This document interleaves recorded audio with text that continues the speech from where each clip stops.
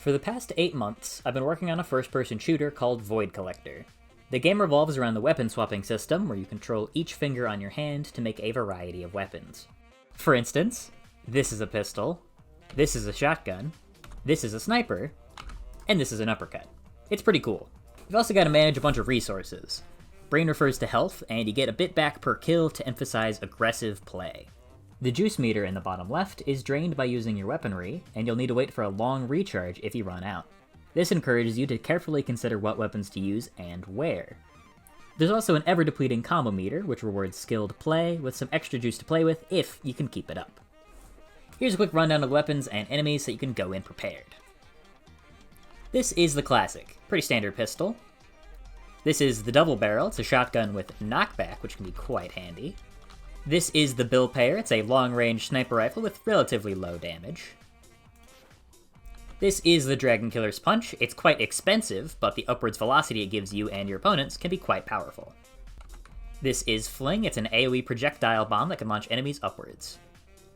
This is the Prod. It's a good desperation move as it does very little damage, but is fast and doesn't cost any juice.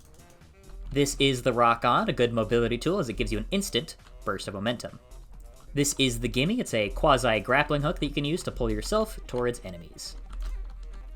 This is the Bird. It's a weapon that shoots a very high-damaging single-target laser. However, if you look in the bottom left, that is the Special Gauge. That is drained by using this weapon and the next weapon we're about to talk about. This is the Detonator. It's an extremely powerful weapon that drains the Special Gauge to place an explosive and then detonate it. It does less single-target damage than the Bird, but it does have larger range and is a little easier to land. And here's the enemies you're going to have to contend with. This is the Bouncer. He's pretty stupid, just kind of runs at you, but will bounce you around non-lethally if he hits you. Be careful around ledges. This is Slapmo. He's got a bit less health than Bouncer, but he can actually hurt you if he makes contact. This is Gunther, an enemy who shoots fast-moving projectiles. They can be a little tricky to dodge, but you can duck behind walls to get some safety. This is Cuboid. He shoots large, projectile-blocking bullets that go through walls. This is Steve's Strike. He puts timed detonations at your feet that shoot shrapnel that you can then jump over. And whenever you take him out, he will also spawn a detonation right on top of him. This is Jimmy Double. He's pretty easy to deal with when he's on his own, as he just shoots you with 2 bullets that you can dodge by standing in the middle of him, but with other enemies involved, it can actually be pretty difficult to get around his bullets. And this is Sheila. She places a protective barrier around other enemies that you cannot shoot through. You have to go inside of the barrier to then break it. These weapons, enemies, and systems combine to make a game that feels really satisfying to play well. There's few things as fun as practicing a cool route and pulling it off flawlessly, and Void Collector is a game built to encourage and reward creativity and skill expression. And if you want to give the game a try, I've got good news for you. The second demo just released on Steam, called the Snow Day demo. It's got 4 stages, some new, some old, and some revamped. It's linked in the description, and here's what's in it.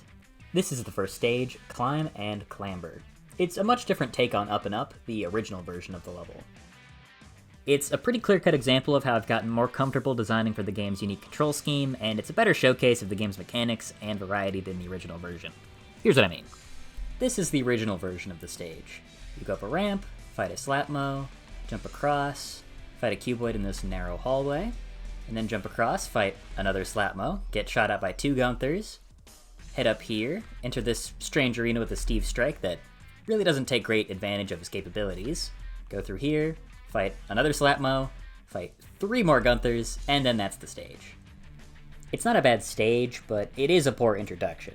It overuses Slapmo and Gunther, and places some enemies in situations where they don't really get a chance to flourish.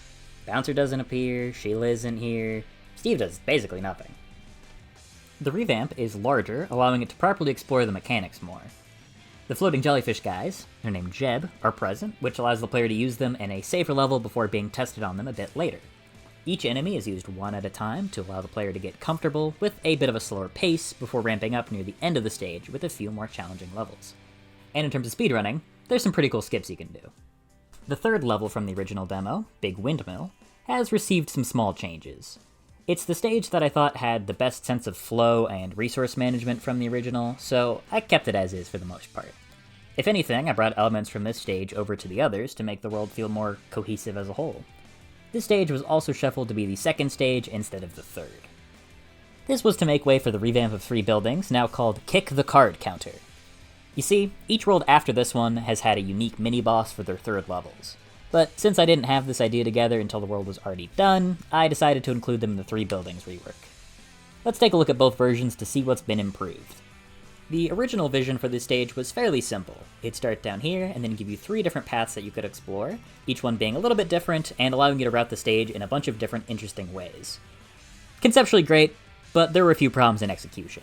This first building over here was kind of an interesting idea, but in practice, it's very claustrophobic, it feels overly linear, doesn't really allow creativity to flourish, and overuses the same couple of enemy types pretty regularly.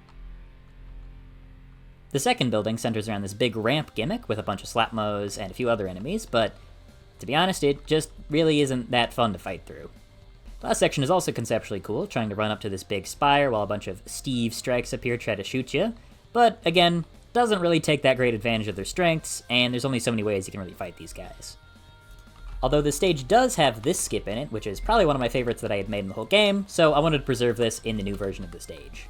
And here's the new version of the stage. A lot of the empty space has been cut out, keeping it where it needs to be to let the stage feel open and let it breathe a little bit, but not feeling quite as padded and bloated as the original version of the stage could kind of feel. Each of the 3 buildings is now much more open on the inside, which allows for a lot more creativity of how you want to go about doing things. On the roof of the first building, we have this skip right here, which harkens back to the one from the original game. And up at the very top, we have the brand new mini-boss, Card Counter. He throws these 2 cards out in a shotgun-like pattern that you can jump over. Not too difficult, but he can keep you on your toes. Something else I added after I'd already finished World 1 were arena stages. These are small, challenging combat arenas that focus on one unique gimmick. To fall in line with Worlds 2 and 3, I added one here as well. This one uses the windmill seen all over the demo, but it's on its side to screw with your momentum and make dodging a bit trickier.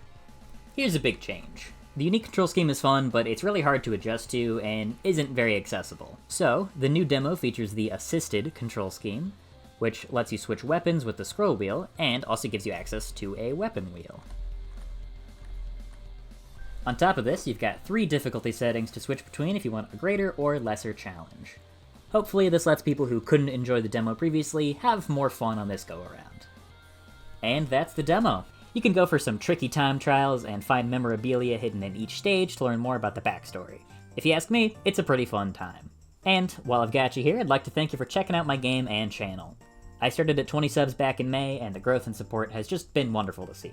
Seriously, thank you. Alright, enough mushy shit. It's time to chill. If you want to check out the game before its release in, hopefully, April, you can join the Patreon for $5 a month to play the complete second and third worlds right now, alongside getting a spot in the game's credits.